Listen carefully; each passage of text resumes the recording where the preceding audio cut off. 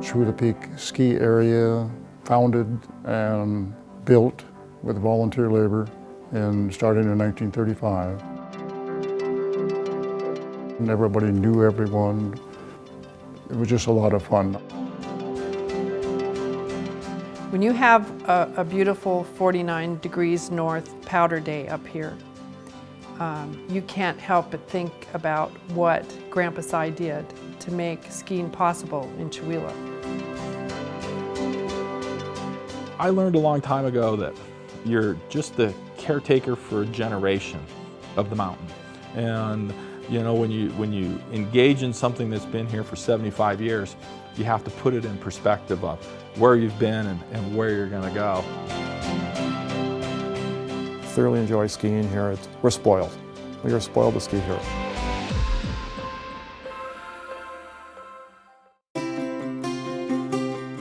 Chewelah, Washington began as a mining boomtown in 1879. First gold, then silver and lead were discovered in nearby hills.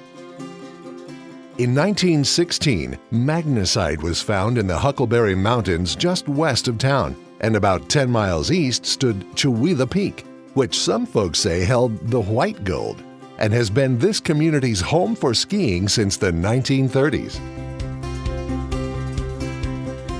My grandfather was an avid sports person. He did everything in the mountains. Si Levine brought the first pair of skis to Chewelah and began motivating the townspeople to try out this new sport. He was kind of the spearhead of the beginning. He and Ernie Guess used to cross country from Chewelah over to where Si was from, into the Pend Oreille Valley. And so they had skiing in their heart. And according to my dad, in the early 1930s, mid-1930s, most everybody in Chewelah was up here skiing. Back in those days, they skied straight down.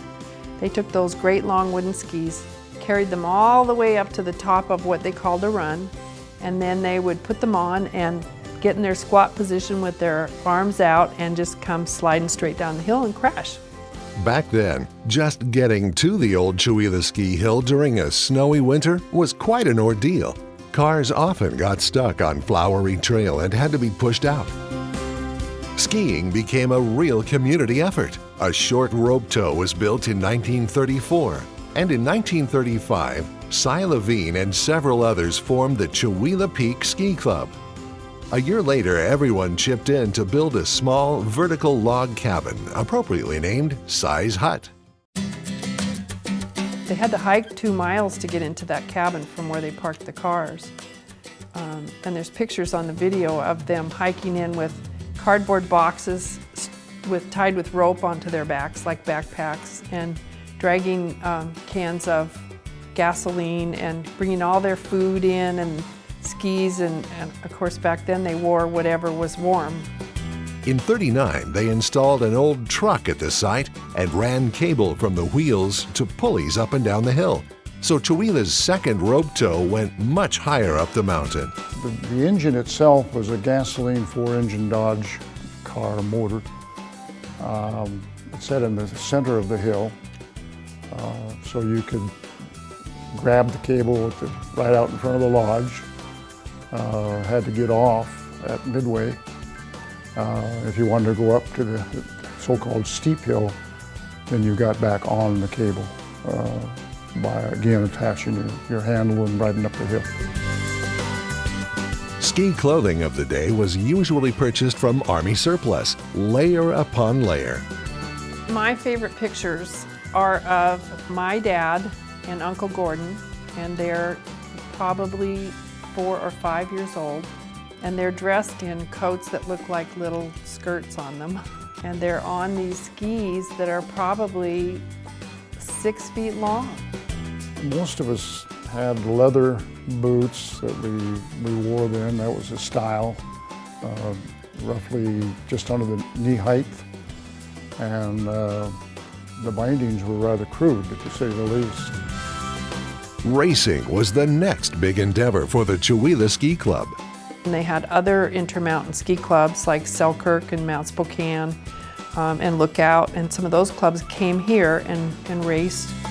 Early photos show a strong forward lean and racers just charging downhill on those big, awkward skis.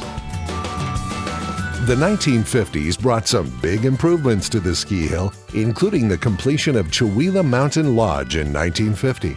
The members of the ski club and some of the community members signed a note and were issued actually a stock certificate for the money that was raised to build that lodge.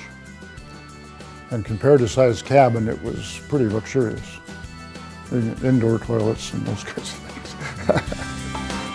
Also in 1950, Chewelah Peak joined the National Ski Patrol, and it's been the safety backbone of the ski area ever since.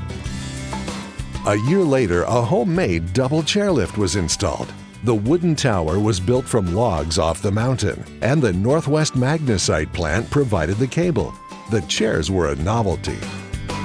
They opened up, you would stand in front of the chair and sit on it, and they were divided in the middle and they were on sliders on the side, and when you got to the top you stood up and pushed and the chair went outside of you and around, and then when it got to go in the go around it pushed the chairs back together again. The new chair was a huge draw for Chewelah Peak. Pretty much everyone volunteered.